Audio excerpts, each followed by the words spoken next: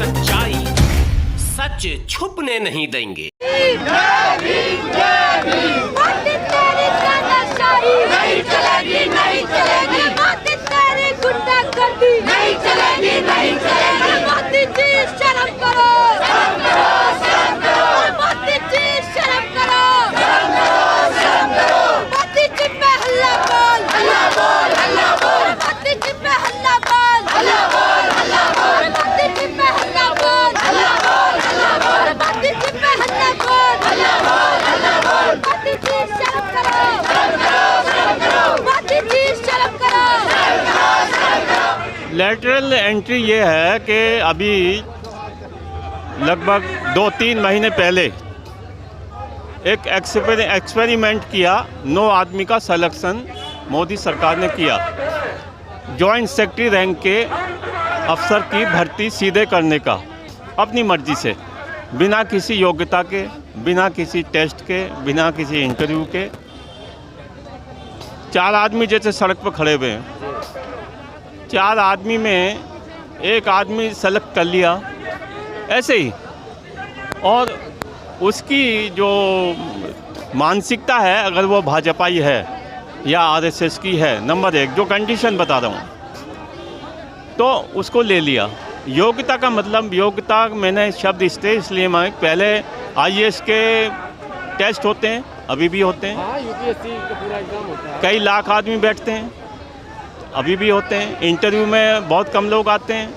तो मोदी ने सीधे सीधे उन सबको लात मारकर सारे प्रोसेस ख़त्म कर दिए। और सबसे बड़ी बात है कि इसमें केवल दलितों, पिछड़ों को नुकसान नहीं है, इसमें सभी लोगों का नुकसान है।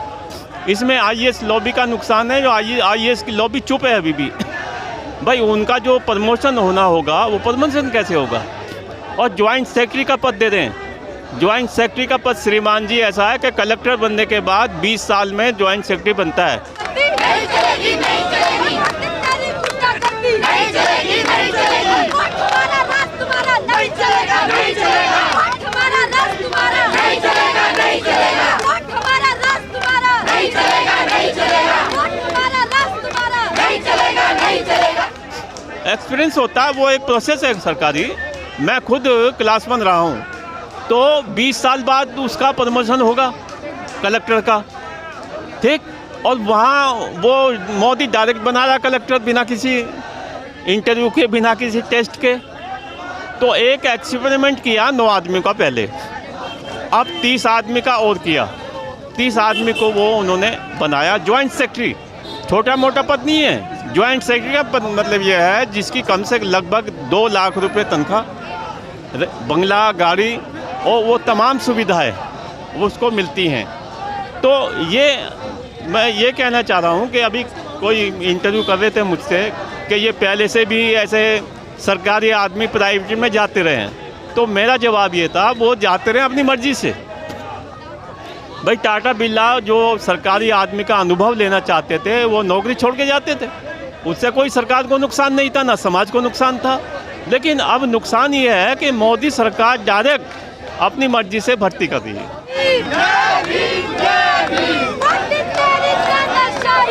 चलेगी, नहीं चलेगी, मोदी तेरी गुंडागर्दी नहीं चलेगी, नहीं चलेगी, मोदी जी शर्म करो, शर्म करो, शर्म करो, मोदी जी शर्म करो, शर्म करो, शर्म करो, मोदी जी पे हल्ला बोल, हल्ला बोल, हल्ला बोल, मोदी जी पे हल्ला बोल, हल्ला बोल, हल्ला बोल, मोदी जी पे हल्ला बोल, हल्ला बोल, हल्ला बोल, मोदी जी पे हल्ला बोल, हल्ला बोल, हल्ला बोल, मोदी जी शर्म करो, शर्म करो, शर्म करो, मोदी जी शर्म करो, शर्म करो, शर्म करो।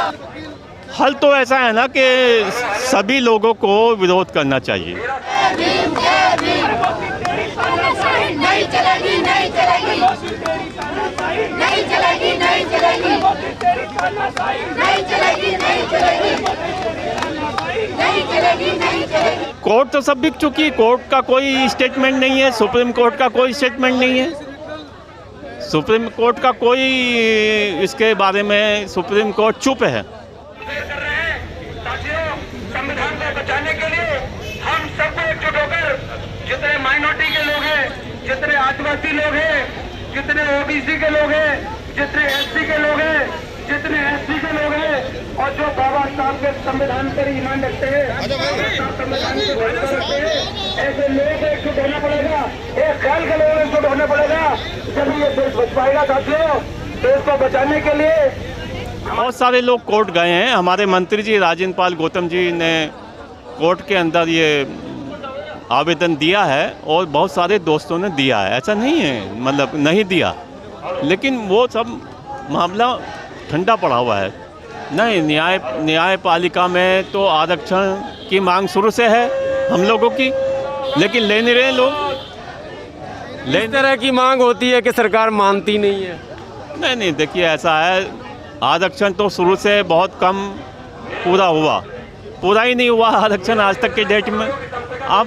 अब एक सेट ये बन गया जैसे सुप्रीम कोर्ट, हाई कोर्ट। आप सुप्रीम कोर्ट के जजों का आप परिवार की वो स्थिति देखें, यानी कि एक न्यायाधीश बन गया, उसका बेटा बन गया, उसका चाचा बन गया, उसका मित्र बन गया, पूरा अगर आप सर्वे करें। क्योंकि आज की डेट में सुप्रीम कोर्ट जो तनख्वाह लेता है न्यायाधीश, उसके अलावा लाखों की नहीं छोड़ो, करोड़ों की उसको वैसे पैसा मिलता अलग से। संविधान को बचाने के लिए हम सबको एकजुट होकर, जितने माइनॉरिटी के लोग हैं, जितने आदिवासी लोग हैं, जितने ओबीसी के लोग हैं, जितने एससी के लोग हैं, जितने एससी के लोग हैं और जो बाबा साहब के संविधान पर ईमान रखते हैं, संविधान की भरोसा रखते हैं, ऐसे लोगों को एकजुट होना पड़ेगा। एक ख्याल के लोगों को एकजुट होना पड़ेगा, जब ये देश बच पाएगा। साथियों, देश को बचाने के लिए हमारे महापुरुषों ने कुर्बानी दी और देश आज वजूद में आया है। और ये आरएसएस और बजरंग दल और बीजेपी के लोग और ये देश को कमजोर कर रहे हैं। इसको बचाने के लिए हम लोगों को एकजुट होना है। जय भीम, जय भारत, नमो बुद्धाय।